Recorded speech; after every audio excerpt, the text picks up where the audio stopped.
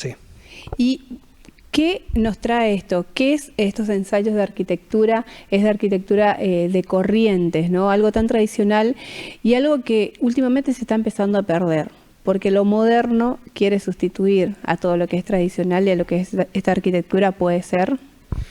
A ver, el libro en realidad tiene 3 instancias, una gran parte sobre Corrientes, sí. Sobre todo centrado en una época que no está tan investigada, que es la primera mitad del siglo XX, porque por lo general uno piensa Corrientes en la arquitectura histórica del siglo XIX, que tiene una presencia muy, muy fuerte, pero también durante el siglo XX, sobre todo la primera mitad del siglo XX, se hicieron arquitecturas muy interesantes que marcaron a las claras un ingreso, un acceso de Corrientes a la modernidad. Entendiendo lo moderno no como la moda, lo actual, sino lo moderno como un momento en donde esas arquitecturas de las décadas del 30, 40, 50 justamente fueron en un sentido contrario a esas arquitecturas historicistas del siglo XIX, que totalmente que era todo grande, exuberante. Claro, acá es donde nace el concepto de nuestras casas en otra escala, Claro. arquitecturas sin decoración, muros absolutamente planos, que era toda una estética muy, muy vanguardista para la época y que no solamente eran Corrientes, se estaba dando a escala mundial, a escala latinoamericana, argentina y las principales ciudades de la Argentina también, ¿no? ¿Quiénes eran los referentes en esa época? Es muy interesante esa pregunta porque en Corrientes, al igual que en muchas otras ciudades de provincia, había 2 maneras de hacer arquitectura. Por un lado, profesionales, universitarios, que eran muy pocos, muy, muy pocos, y por otro lado, había una manera de hacer ciudad a partir de proyectos y construcciones de lo que se llaman los idóneos, o sea, no arquitectos, no ingenieros. Recordemos que en la década del 30-40 no estaba la universidad todavía acá en Corrientes, pero sí había constructores y había una enorme difusión de todas estas ideas y formas de hacer nueva arquitectura que circulaban por las radios, por el cine, por revistas, muchísimas revistas muy populares, y dentro de esas revistas populares había toda una tirada de revistas muy baratas de cómo construir, cómo hacer, que estaba pensada justamente para quienes no eran profesionales universitarios, que te repito, eran la mayoría. Entonces, tenemos por un lado muy pocos profesionales universitarios, algún ingeniero, algún otro arquitecto, pero sobre todo eran, repito, idóneos, ¿sí? Un capítulo dentro del libro justamente lo dedico, que hice un trabajo de investigación muy largo, a quien era mi abuelo, mi abuelo paterno, que él era bancario y sin embargo era muy formado en las artes en cuanto a sus propios intereses, una especie de hombre del Renacimiento en Corrientes en la década del 30 al 40, y que estudió arquitectura de una manera rarísima, cosa era impensable, que se estudiaba por correspondencia.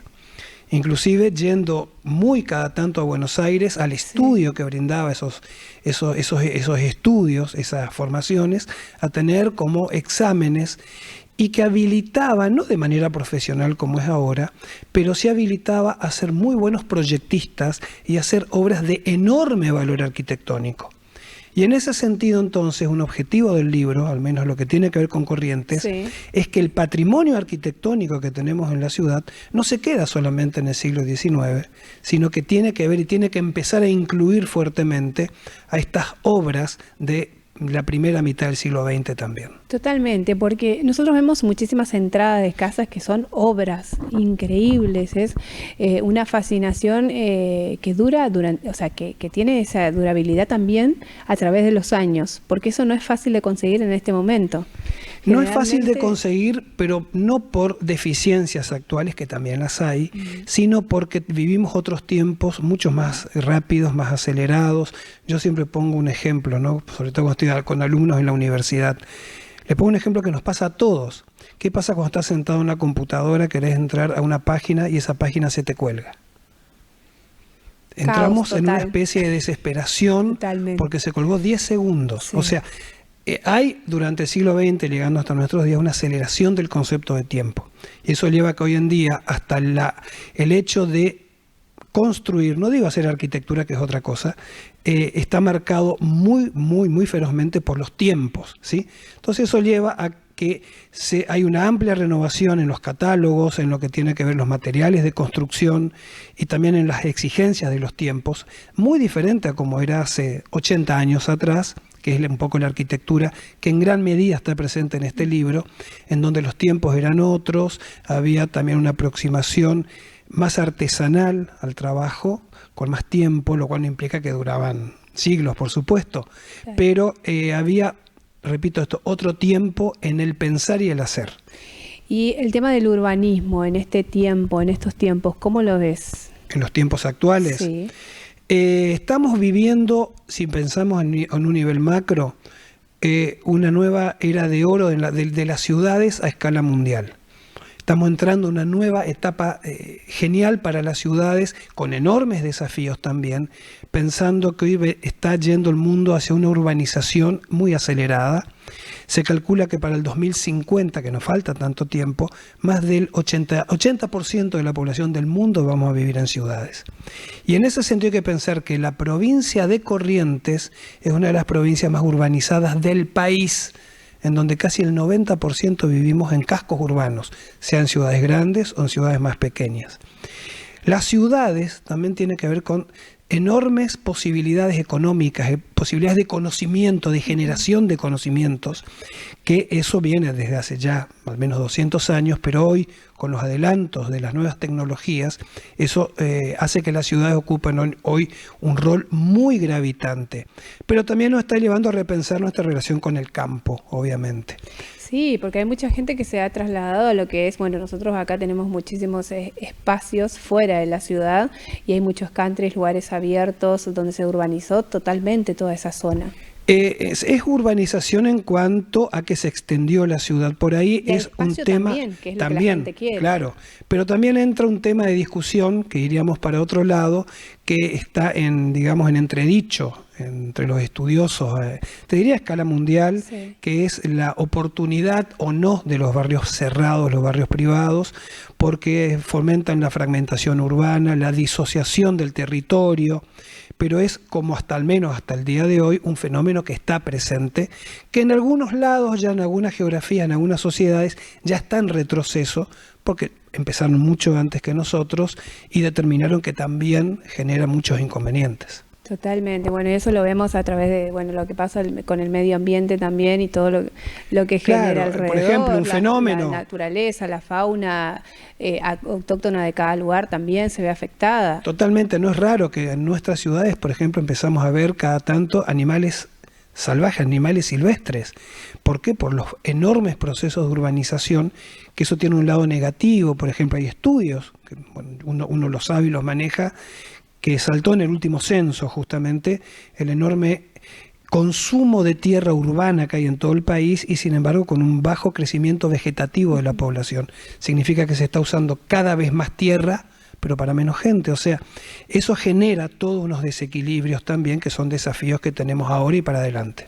Y como profesor y con alumnos, ¿no? ¿Qué es lo que quieren de acá a futuro? ¿Realmente cuidar la naturaleza, ver de qué manera pueden dar su aporte a través de lo que van a crear? Sí, es un tema que está en debate y que está presente. Yo creo que particularmente no solamente la relación con la naturaleza, sino el equilibrio que se busca entre la artificialidad, que es una ciudad, y la relación con la naturaleza, que todo eso es el medio ambiente.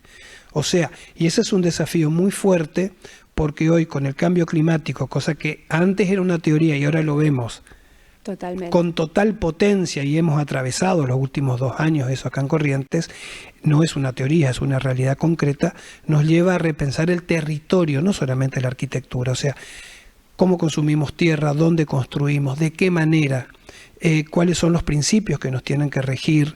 Eso hace también que en nuestras universidades cada vez se avance más en estudios especializados sobre medio ambiente, sobre arquitectura bioclimática, sobre nuevas responsabilidades que tenemos los arquitectos, no solamente dentro de nuestra rama disciplinar, sino como ciudadanos, sabiendo que lo que hacemos, proponemos y construimos debe tener un alto grado de ética ciudadana en función de lo que vos decías, que es generar arquitectura con enorme valor agregado para la vida de las personas, entre paréntesis lo que pasó en la pandemia.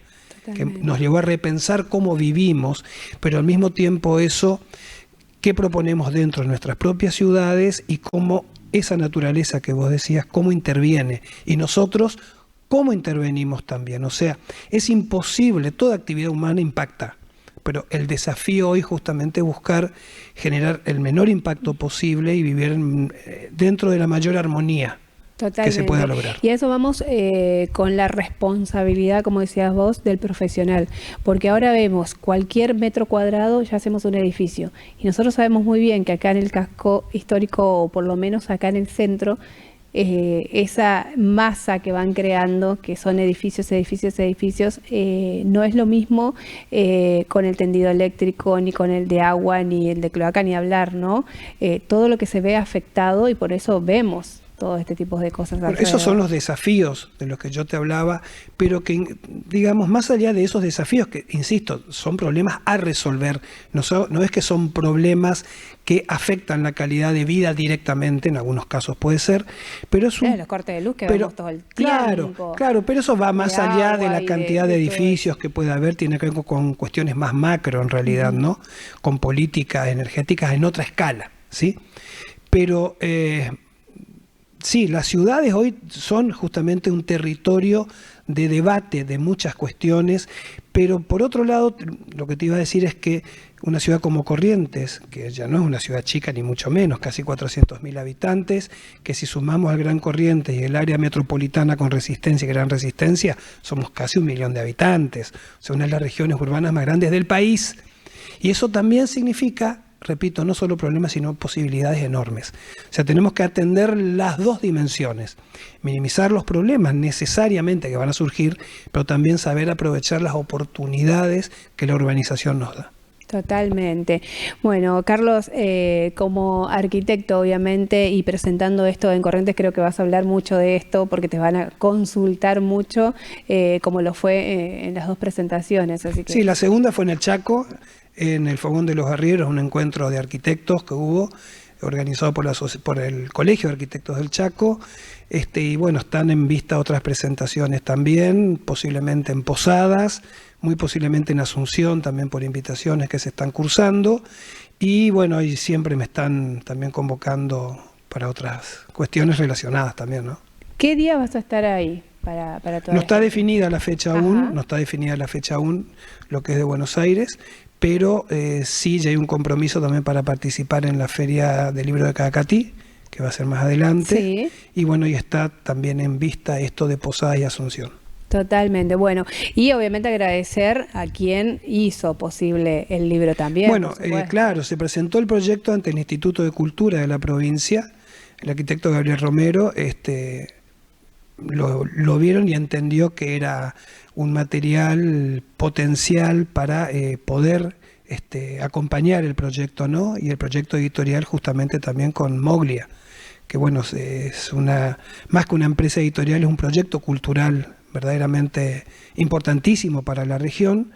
Y bueno, y a partir de eso es que surgió este libro, que lo que hace es reunir, en definitiva, toda una serie de ensayos durante muchos años de trabajo y de investigación, y que cubre diferentes aspectos, entre ellos, gran parte del libro, lo que yo te decía al principio, Corrientes durante la primera mitad del siglo XX.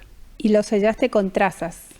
Sí, me preguntan muchas veces por qué se llama trazas el libro.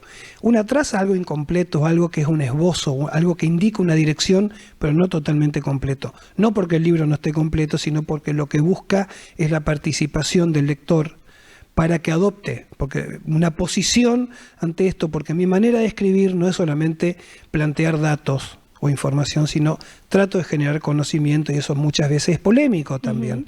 Entonces, lo de trazas implica eso, indica algo que está ahí, pero que merece ser completado justamente por la participación activa de quien lea el libro.